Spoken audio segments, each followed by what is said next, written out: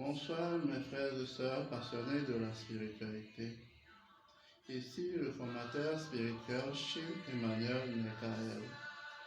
Dans cette présente vidéo, je vais aborder les thèmes spiritualité et religion, donner quelques définitions sur qu'est-ce que c'est qu'une loge, une secte, une fraternité, une école ésotérique. Ensuite, je vais essayer de donner mon point de vue concernant entre la spiritualité, le christianisme, l'islam, les loges, quelle est la meilleure voie à suivre. Ce n'est que mon point de vue que je vais donner sur cette partie. Ensuite, donner quelques définitions brèves aussi entre la spiritualité, le yoga, la magie, la kabbale, le vaudou, l'animisme et ce qu'on appelle communément Manuata. Donc voilà. Spiritualité, religion. Souvent quand on s'éveille à la spiritualité, on a l'habitude, la plupart des gens ont pour horreur la religion, bien les religions, parce qu'ils considèrent que les religions sont des doctrines, sont des business, ou bien c'est une voie vers la perdition. Pour moi, les religions, c'est aussi des voies nécessaires et indispensables, parce que ce sont les religions qui nous ont éduqués jusqu'à ce qu'à un certain niveau, nous prenons conscience de certaines lois cosmiques et que, à partir de ce moment, nous pensons que nous sommes assez matures pour arpenter le chemin spirituel seul, même si il est difficile vraiment de prendre ce chemin spirituel seul.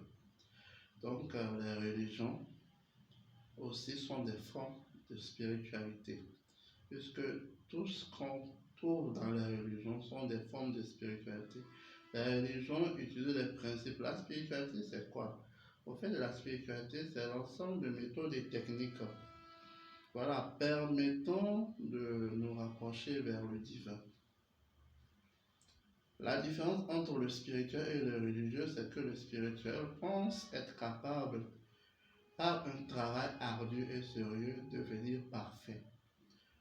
Or, le spirituel, lui, et le religieux, lui, se dit qu'il est impossible de devenir parfait. On a forcément besoin de l'assistance divine.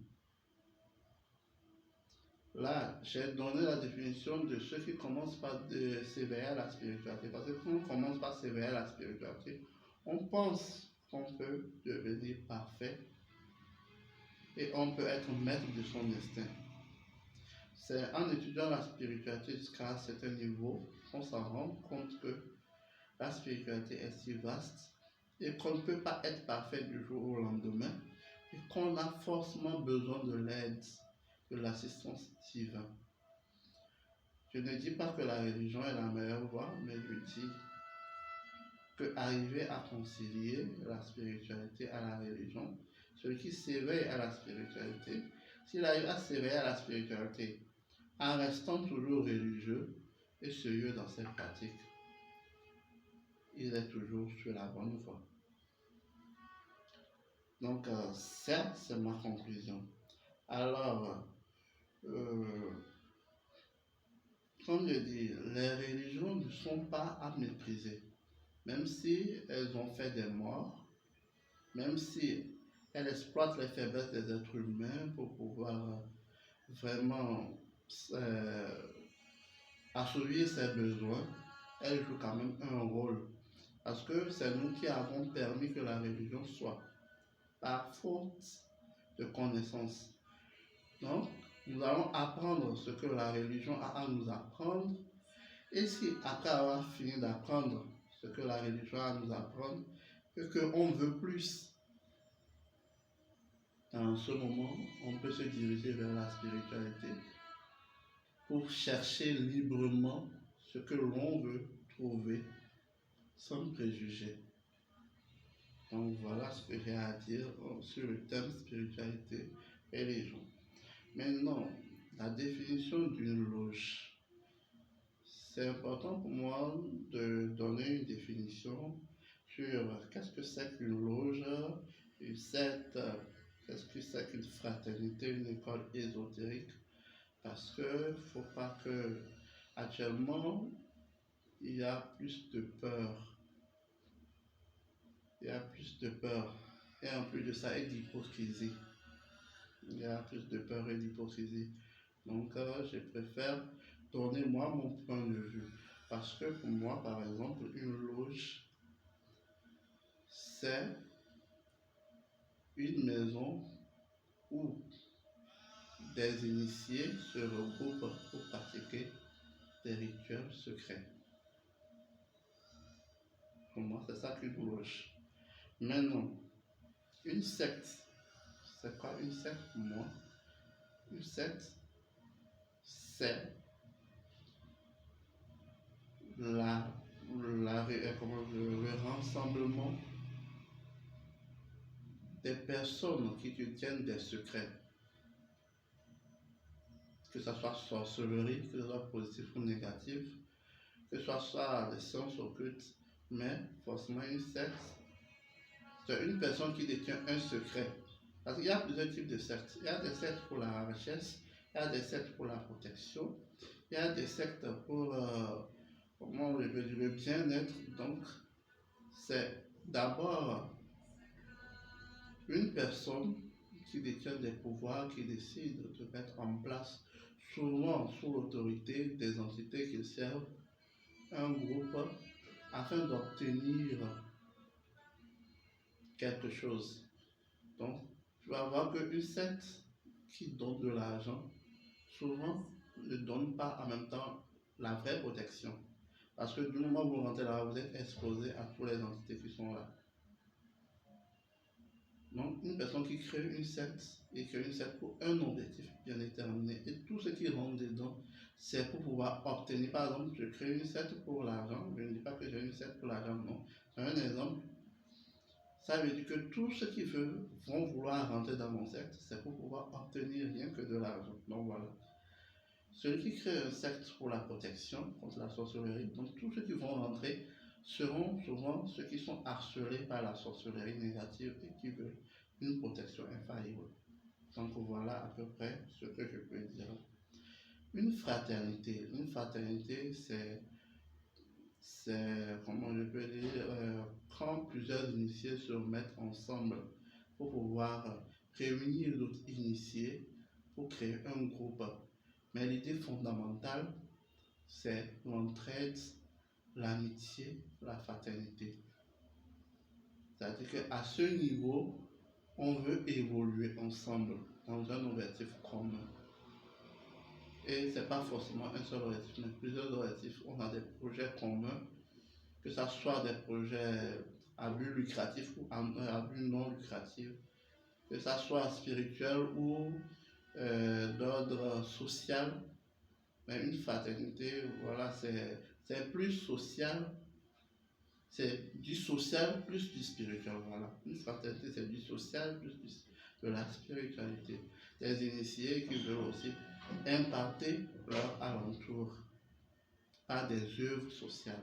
Voilà ce que c'est qu'une fraternité. Alors, une école ésotérique, bien les écoles ésotériques, ce sont des différentes écoles qui enseignent des lois universelles, des principes de base pour une évolution réelle en spiritualité, comment je peux dire, oui, pour la reconnexion avec le divin, pour agrandir son taux vibratoire. Ça, ce sont les écoles ésotériques abordent surtout les sujets d'ordre purement spirituel. Donc, quand je dis d'ordre purement spirituel, c'est juste, par exemple, comment évoluer. Parce que la vie spirituelle est différente de la vie matérielle. Nous avons un corps spirituel, nous avons un corps physique. Après le corps physique, les activités que nous faisons dans le monde physique, il y a aussi une vie spirituelle. Donc, les écoles ésotériques nous initient dans les connaissances des vies spirituelles. Ça, c'est ceux qui sont dans le domaine qui peuvent mieux comprendre. Mais je pense que c'est nécessaire aussi de donner un point de vue sur ce sujet. Alors, je vais aborder entre la spiritualité, le christianisme, l'islam, les religions, quelle est la meilleure voie à suivre? Voilà, les questions que je pense, ce sont des questions qu'on me pose souvent et j'ai décidé de traiter immédiatement pour m'éviter à revenir dessus. Vous serez un peu déçus par rapport à la réponse que je vais vous donner parce que moi je constate que tous les jours que Dieu fait, il y a des chrétiens qui se convertissent en islam, il y a des musulmans qui se convertissent en chrétiens, il y a des chrétiens et des musulmans en cachette qui vont s'inscrire à des loges, à des confréries. Il y a des chrétiens qui vont pratiquer l'animisme, il y a des chrétiens qui vont devenir des adeptes de vaudou, il y a aussi des vaudous, mais des animistes qui quittent leur couvent pour aller se convertir, soit en christianisme, soit en islam. Donc ici, ce que je peux dire, c'est que nous sommes sur terre en pèlerinage, que chacun trouve la place où il se sent le plus à l'aise et qui va mieux avec sa conception de vie. Si tu es dans le christianisme et tu penses que le christianisme ne répond pas à toutes tes questions et que tu trouves un autre groupe qui répond mieux à tes aspirations, pourquoi pas? Si tu es dans l'islam et tu trouves qu'ailleurs c'est mieux, pourquoi pas? Mais il n'est pas impossible d'être chrétien ou musulman et d'appartenir à des loges ou bien de pratiquer la spiritualité. D'ailleurs, peut-être certains ne savent pas, mais il y a plein de personnes qui sont chrétiens et musulmans, mais en cachette, ils sont dans les fraternités, dans les loges, dans les confrères. Donc, il y a la vraie spiritualité et les religions ne sont vraiment pas en conflit.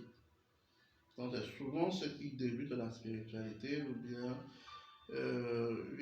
ceux qui sont novices, ou bien, je peux dire, les extrémistes, qui pensent qu'il y a un conflit entre la spiritualité et entre le réel conflit qu'il peut y avoir, surtout dans le règne humain. Parce que dans le cosmos, alors, je ne sais pas si c'est bien de le dire, l'univers entier, dans le principe universel, il n'y a pas de bien, il n'y a pas de mal. Mais dans le concept humain, il existe le bien et le mal parce que nous apprenons, il y a le bien et le mal. Donc, le vrai combat ce n'est pas entre la religion ou bien les religions et la spiritualité, mais c'est un combat qui existe entre l'obscurité et l'ombre, les forces des ténèbres et les forces de la lumière. À tous les niveaux, qu'on soit chrétien, qu'on soit musulman, qu'on soit spirituel, bouddhiste, qu'on soit membre d'une fraternité ou d'une loge, il y a toujours ce combat entre il faut que je fasse du bien ou bien que je fasse du mal à mon prochain. Ça, c'est le réel combat. Le reste, ce n'est que moi j'appelle ça de l'hypocrisie humaine. Parce qu'on veut se sentir meilleur qu'à l'autre. Tu peux être beau chrétien et être plus méchant que celui qui est musulman. Tu peux être chrétien et être plus méchant que celui qui est animiste. Tu peux être animiste et être plus méchant que celui qui est chrétien. Il y en a partout, Donc le vrai combat, c'est en soi. Soit je veux vraiment incarner le bien, soit je préfère incarner le mal. Parce que le mal, c'est plus facile, ou bien ça rend la vie plus simple. Donc voilà le vrai combat qui existe. Alors, je vais prendre la dernière question qui est la définition de la spiritualité, la définition du yoga, la magie, la kabbale, le vaudou, l'animisme, l'anuyata. Voilà, la spiritualité, je l'avais déjà définie. Ce sont des méthodes et des techniques qui permettent une reconnexion avec notre Dieu. Donc, que vous soyez chrétien ou pas, quand vous voulez vous adresser à votre Dieu, quelle que soit la méthode que vous utilisez, Du moment où vous arrivez à le sentir et que cela améliore votre vie et vous vous sentez en paix, en joie, vous avez une bonne santé et que progressivement vous avancez dans la vie, alors vous êtes dans la meilleure voie. Alors le yoga c'est, comment je peux dire, ils ont une expression qui dit un esprit sain dans un corps sain. Voilà. Le yoga, ce sont les différentes techniques qui permettent de, de perfectionner et le corps et l'esprit. Donc voilà. Et ils ont plusieurs outils comme les mantras, comme les postures. Souvent le yoga utilise les mantras et les postures dans leur pratique. Voilà, alors que je vais aborder la magie. La magie, c'est l'utilisation des forces de la nature pour pouvoir obtenir quelque chose. Donc, c'est aussi apprendre les lois de la nature, parce que pour pratiquer la magie, il faut savoir comprendre les codes de la nature, et savoir les appliquer pour pouvoir obtenir un résultat et t'attendre également aux conséquences. Parce que connaître les lois de la nature, les appliquer, c'est une autre chose. Mais quand on veut forcément quelque chose, on veut utiliser la magie pour pouvoir forcer les choses, il faut s'attendre parce qu'on sera obligé de faire une pratique qui va à contre-nature et il y aura des contre-coups. Donc il faudrait se préparer pour les assumer. Voilà. La magie également, en fait, pour être plus pratique, c'est l'usage des bougies, des encens, des huiles essentielles, des pierres semi-précieuses, des, des figures géométriques, des figures sacrées, autre chose, afin de canaliser, de créer une vibration donnée équivalente à la demande, ou bien aux demandes qu'on veut voir s'exaucer. Donc voilà à peu près ce que je peux dire de la magie. Alors la Kabbale. La Kabbale, c'est une science. C'est vrai que la Kabbale est définie à tort et à travers. Moi, je ne donne que mon point de vue et comment je conçois mes pratiques. La Kabbale, c'est une science spirituelle dont les connaissances se basent beaucoup plus sur l'arbre de vie ou l'arbre kabbalistique ou l'arbre de la jeunesse. Donc, quand je parle de l'arbre de vie, je parle des 10 éphériotes majeures. Je parle de Malkout, je parle de Yesod, je parle de Hod, de Netzal, je parle de Tiferet, je parle de Geborah, je parle de Chesed, je parle de Bina, je parle de Rokhma, je parle de Keter. Donc voilà, les éphériotes avec leur mystère et tout cela étudié avec beaucoup de sérieux. Donc, le vaudou, c'est une convention de différentes pratiques traditionnelles pour pouvoir en faire une religion, c'est ce que je peux dire. Le vaudou, c'est la convention de différentes pratiques traditionnelles, surtout africaines, différentes pratiques africaines. Quand je dis différentes pratiques, je veux aussi dire différentes divinités africaines, une convention sur différentes pratiques sur les divinités africaines afin de faire une religion universelle africaine. Moi, c'est la définition que moi je donne au vaudou. Et je mets une distinction entre le vaudou et l'animisme parce que souvent les gens disent que la tradition, la culture africaine c'est le vaudou. Moi je dirais plutôt la culture africaine c'est l'animisme, pas le vaudou. Parce que, disons, dans le vaudou, on entend parler de Papa Legba, de Zapata, on entend parler de, par exemple, le vaudou haïtien, par de Ezoli Freda, Ezoli Dantor, et qui est nouveau dans le vaudou du Dahomey. Or, chez nous en Afrique, par exemple, dans ma tradition, je suis africain togolais, chez nous on ne connaît pas Papa Legba puisque je suis togolais. Et dans mon village, il n'y a pas Papa Legba. On honore nos ancêtres. Donc, je saute en même temps sur la définition, sur l'animisme, parce que l'animisme, en fait, c'est le culte des ancêtres. que moi je mets une différence entre le vaudou et l'animisme.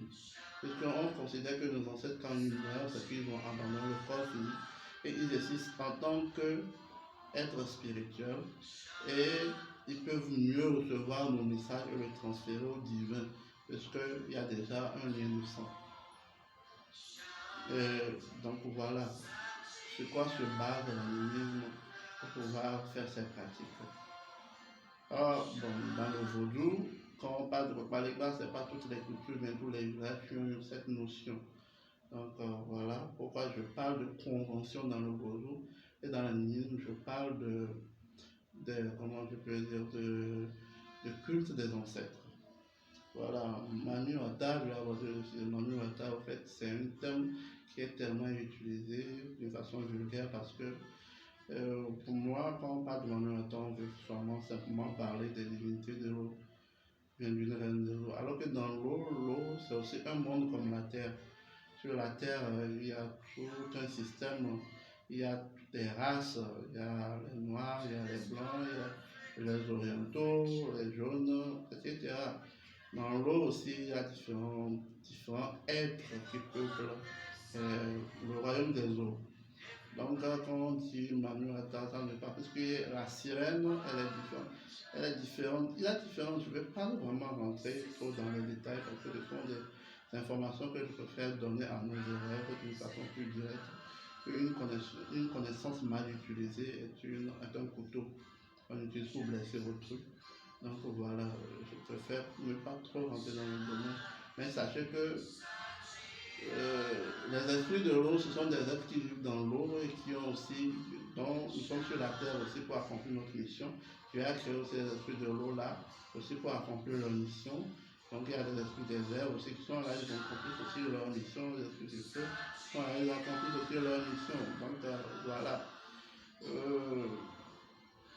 Chacun n'a qu'à faire sa part du boulot, sa mission, être responsable. Donc c'est ça qui est important. Voilà la connaissance que j'ai décidé de partager avec vous aujourd'hui. Merci beaucoup et puis que le Seigneur nous prête vie. Namasté.